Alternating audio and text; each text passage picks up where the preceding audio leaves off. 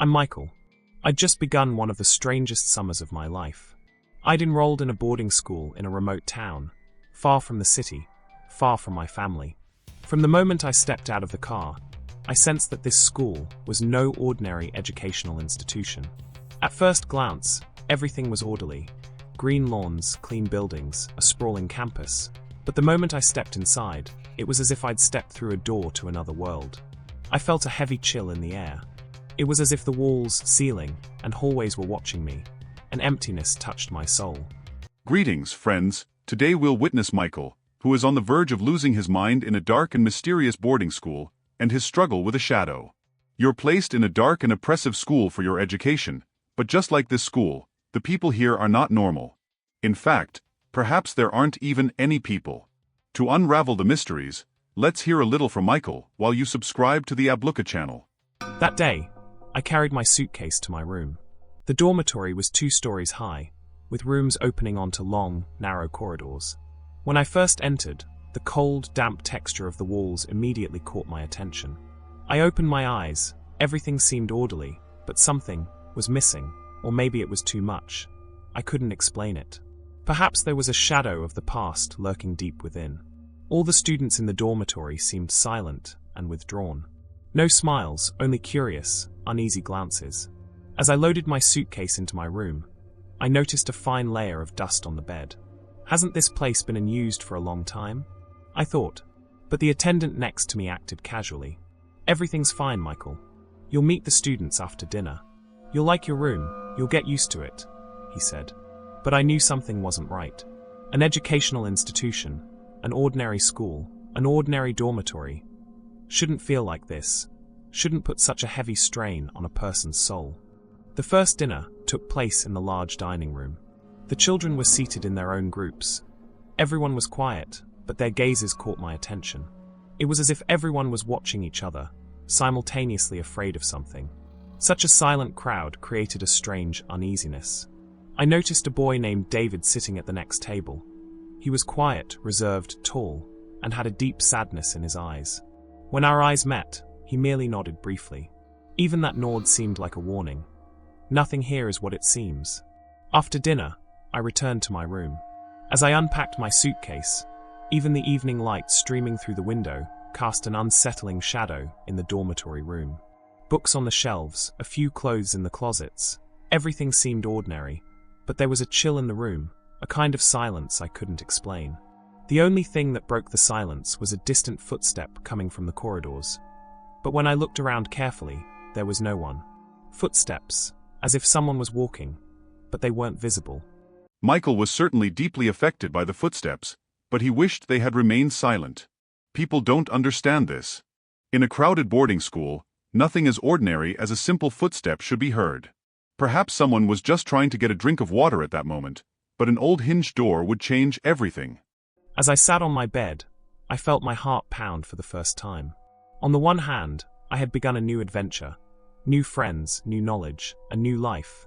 But on the other, I knew this place was full of shadows. The bedroom door swayed with a gentle creak. A light breeze rushed in. I closed the door, but the wind seemed to linger in the room. There was an indescribable breath seeping through the walls, and that breath whispered to me, "You're watching me." That night, I tried to sleep, but I couldn't. As I tossed and turned on the bed, I noticed a shadow in the corner of the room. At first, I thought it was an optical illusion, but the shadow didn't move. It was simply there. I stared at it unblinkingly for a few seconds. The shadow was tall, with a human form, but its face, no face. Just empty darkness, as if swallowing the light. Holding my breath, I wanted to look into the next room. The door to David's room was closed. The silence remained. But a spark of fear burned within me. This couldn't be just an optical illusion. Something was here, as if it were living with us. It was as if he were watching our every move, our every breath. After a while, I closed my eyes. But I couldn't sleep. The same question kept circling in my mind. How can I prove this school isn't ordinary? And this shadow, who what? I felt a sense of wonder and fear I couldn't explain. At the same time, there was a pull. It felt like if I didn't solve this mystery, this place would never leave me. The next morning, when I went down to breakfast in the dormitory, The other students had the same uneasiness on their faces. No one spoke, but their gazes met, a silent warning. This school is no ordinary place. Everything is different here. I realized now, too. There were secrets in this school, and those secrets loomed over us like shadows. David and I locked eyes during breakfast. It was like a silent agreement. We both felt the same way. The first day, the first night, everything seemed normal, but the dormitory had been laid out like a trap for us. Throughout that day, I began exploring the school's corridors. I examined every corner of the dormitory.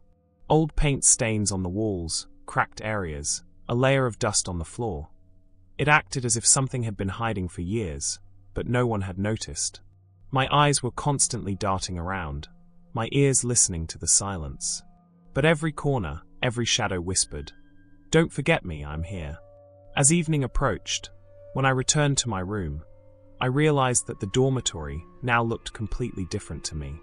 The corridors were long, dark, and narrow. The rooms were colder and quieter, as if the building were breathing, as if it were alive. I saw the shadow I'd seen the first night again. This time, it was a little closer, but still motionless. As I sat in bed, the shadow seemed to be staring at me. A chill coursed through me. Fear, curiosity, and a sense of responsibility. I had to unravel the secrets of this school. I couldn't sleep that night, tossing and turning on the bed, my eyes constantly darting to dark corners. I watched every shadow, every movement, listened to every sound. My heart was pounding, but something was also there, the darkness of this school, trying to draw me in. That's why first impressions weren't a prelude, but a warning. And I hadn't fully grasped it yet. My first night. I still remember it. It was the strangest and most unforgettable night of my life.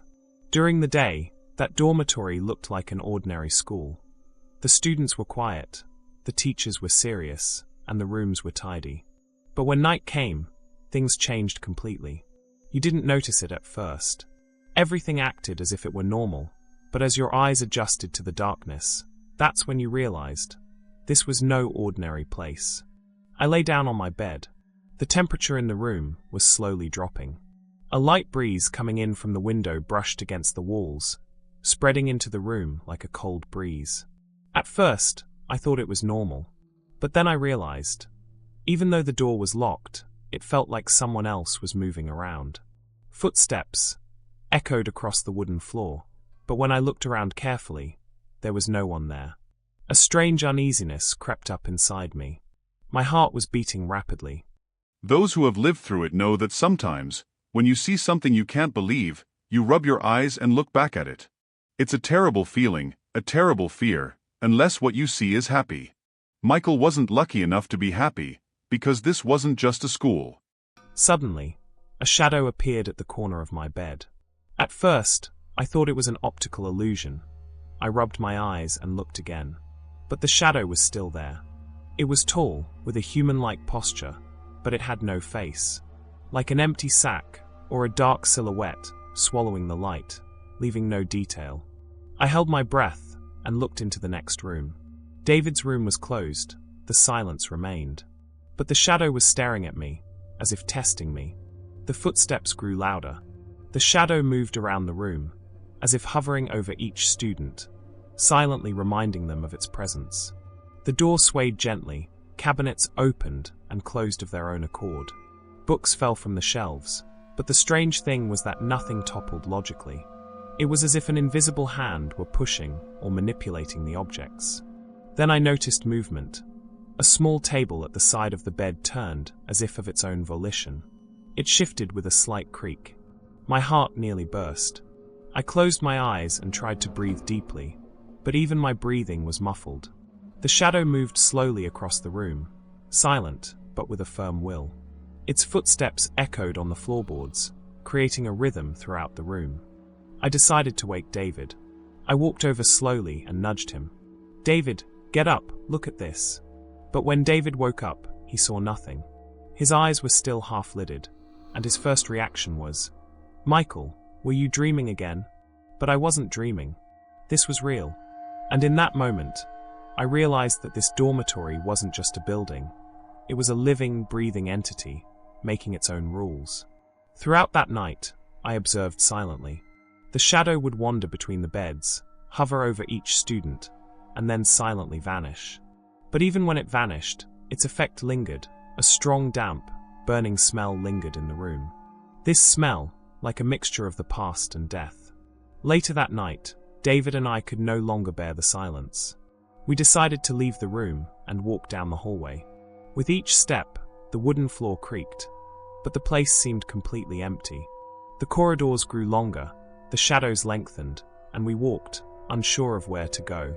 The lights flickered on and off, and sometimes it was completely dark. That's when we realized that while this dormitory looked normal in daylight, it took on a completely different character at night.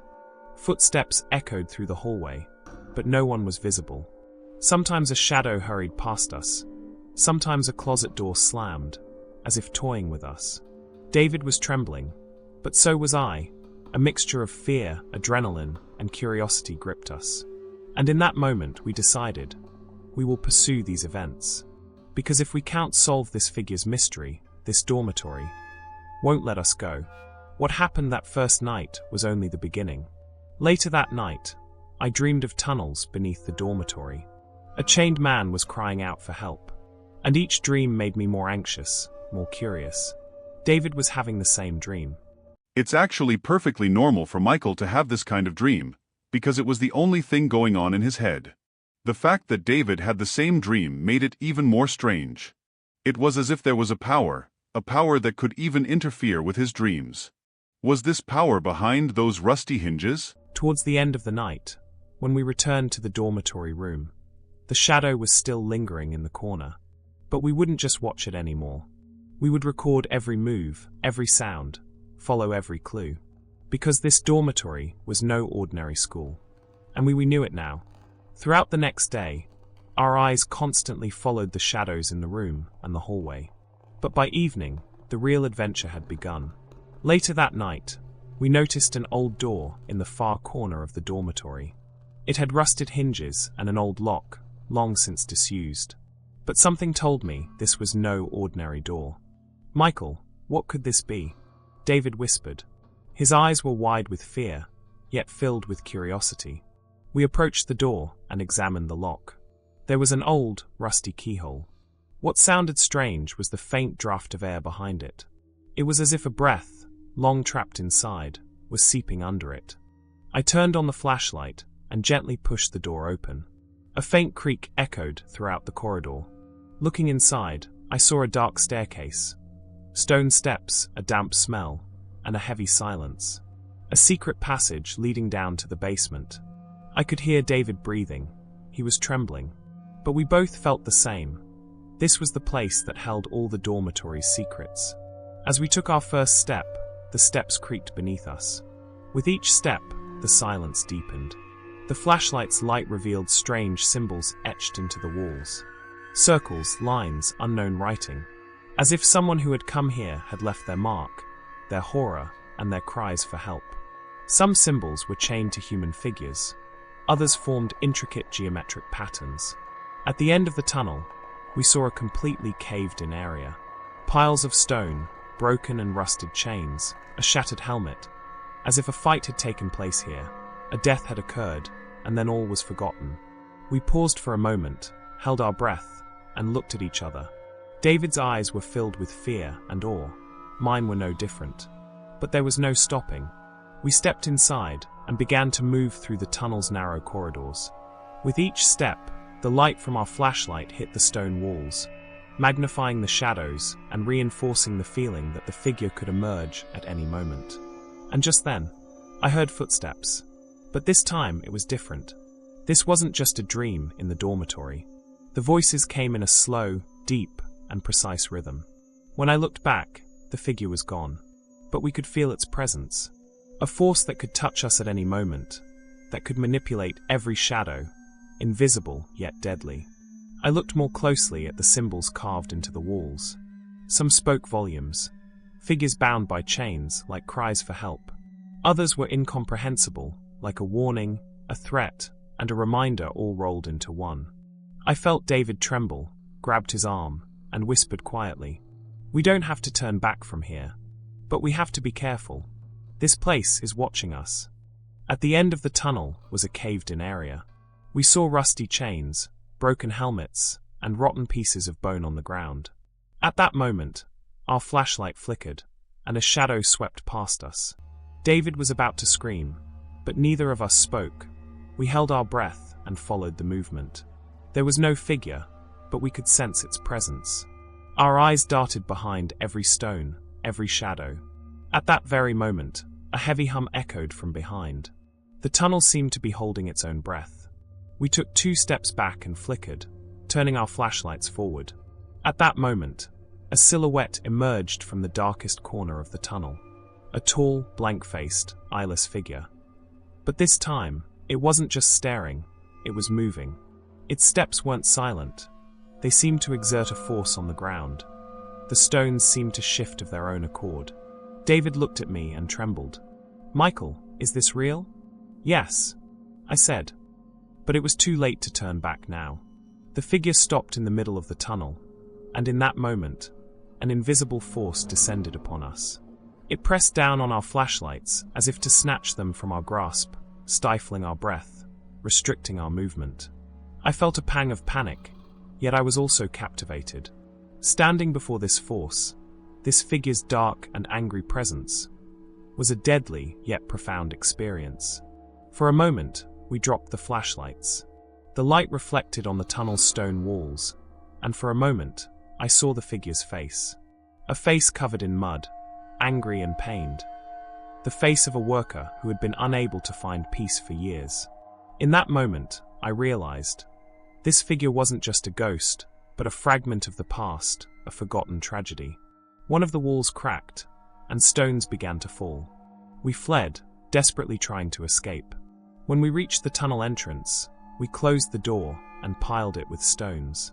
It was now impossible to enter, but the figure's presence, its influence, its mystery, remained within us. That night, when we returned to bed, our breath hadn't returned. The footsteps, the shadows, the silence, all of it was still with us. David looked at me and whispered, "We both know this now. This isn't just a dormitory. This is a secret, a warning, and we've become acquainted with it." Perhaps this secret they shared would never leave them alone again. Perhaps he would treat them even worse, instilling constant fear in them. Perhaps they had made a terrible mistake. If the secret was not meant to be revealed, these friends faced even harder times. After that night, even though the dormitory appeared the same as before, everything had changed for us. Every shadow, every footstep, every silence, reminded us of what we had seen in the tunnel. And we, Michael and David, would never look back at the same dormitory again. For the darkness of this place had drawn us in, and there was a path to reveal its secrets. But that path was a labyrinth where fear and courage were tested. After surviving our exploration of the basement tunnel, David and I realized, this dormitory was no ordinary boarding school. What happened that night wasn't just the figure's appearance as a joke. It was a secret, a tragedy, a warning. But even after surviving that night, we realized the figure had no peace. Whether we realized it or not, this presence was still here, still watching, still unable to confront the shadow of its own past. The next morning, when we returned to the dormitory, everything seemed normal again. But we could no longer see as before. The footsteps, the shadows, the darkness of the tunnel, all of them had become part of our minds. Even during classes, while listening to my friends' mundane conversations, my mind was constantly on that figure. Its restlessness influenced every movement there. At night, the dormitory fell silent again. But silence didn't mean solitude. Footsteps still echoed, shadows still wandered, and objects still moved of their own accord. This time, we realized that the figure wasn't leaving us alone. We continued to watch it, and it watched us. So, in essence, we were now interconnected. The figure's inability to find peace meant our own restlessness. One night, as I lay in bed, my dreams returned. The chained man deep in the tunnel, the cry for help, the fear, all of it came flooding back. These dreams were no longer just nightmares, they were a guide. The figure wanted to tell us its own story. But in doing so, it tested our limits, tested our courage. The figure didn't sit still. It didn't want us here. Perhaps it truly didn't want the mystery solved. Michael and David couldn't survive at that school any longer and returned to their hometown. This school may still be operating today, but there are undoubtedly deep questions lingering. I think Michael and David did what was necessary. It's like, what could you have done? Don't forget to like the video and subscribe to The Blockade for more true horror stories. See you soon.